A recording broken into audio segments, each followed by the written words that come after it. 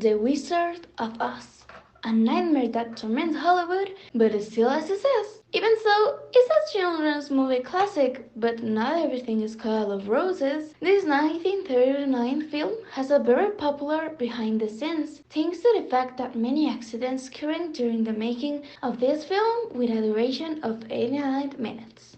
Let's talk a little bit about the movie. Dorothy, who dreams of traveling beyond the rainbow, sees her wish come true when a tornado takes her and her little dog to the world of Oz. The girl heads down the yellow road to the Emerald City, where the all-powerful Wizard of Oz lives, who can help her return to Kansas. During the trip, she befriends the Scarecrow, the Tin Man, and the Cowardly Lion. The Scarecrow wants a brain, the Tin Man wants a heart, and the Lion the courage he lacks. Convinced that the wizard can help them too, they decide to join Dorothy as far as the Emerald City. Well, now that you know a little bit more about the movie, let's talk now about the behind the scenes. On August 25th, 1939, a film produced by Metro-Goldwyn-Mayer called The Wizard of Oz, starring Judy Garland as Dorothy, was released, clarifying that Judy Garland was not going to star in this chapter. Who was going to star in her from the beginning was Shirley Temple. But due to some problems, this did not happen. It should be noted that at that time, Judy Garland was 16 years old, and since she had to play the role of a girl, they gave her a diet in quotes because that means not eating anything. Sometimes she even faints, but since everything had to be well lit to colorize the tape, they were on a set that was around 38 degrees. Nobody says anything because they thought it was the heat. The actors roast in that place. The only one who it seems to be fine, it was the Scarecrow. Of course, since he used a paint that covered his pores and did not let him perspire, it was obvious that it seems that it was not hot for him. Luckily, it only left some permanent marks on his face, which compared to the others is nothing. And I think the one who contracted the most diseases was Buddy Ebsen, the first Tin Man. They used aluminum powder as paint on him. And of course, aluminum powder is not meant to put on your face or near your eyes. And you know what is worse than that?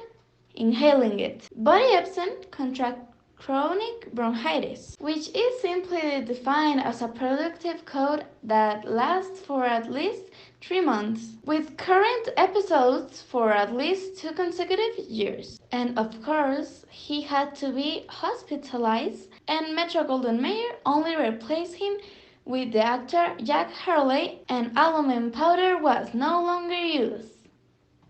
No aluminum paste was used. And of course, the actor got an eye infection and was absent for 2 weeks. And one of the worst things for almost everyone was the costume and makeup. Since the Tin Man's costume did not allow him to sit down, he had to always be standing. The recording lasted approximately 12 hours a day, so he had to sleep standing up. Margaret Hamilton, who was the Witch of the West, used a green paint that was so difficult to remove that it did not disappear until months after the premiere.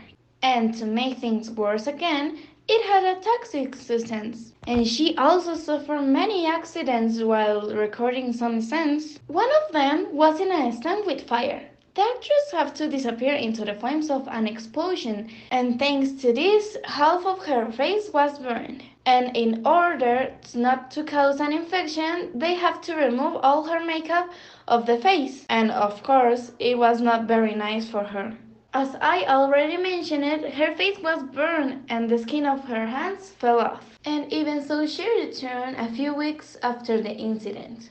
She was about to die, so she had a worse time than Buddy Ebsen. The little dog that follows Dorothy wasn't entirely safe either. It always followed the actors, even when they were in the dance scenes, so it hurt its paw. Worst of all, it wasn't even in a dance scene. It was when the witch's assistants were chasing him. Bert Lahr didn't have a great time either.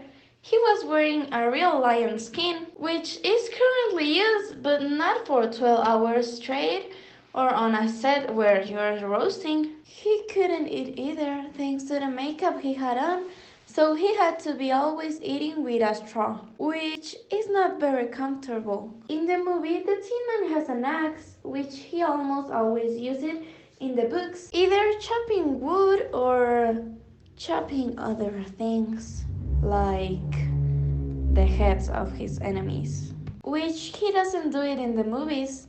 Can you imagine that happening in the movies? Total massacre. In fact, in one part of the film, it started to snow.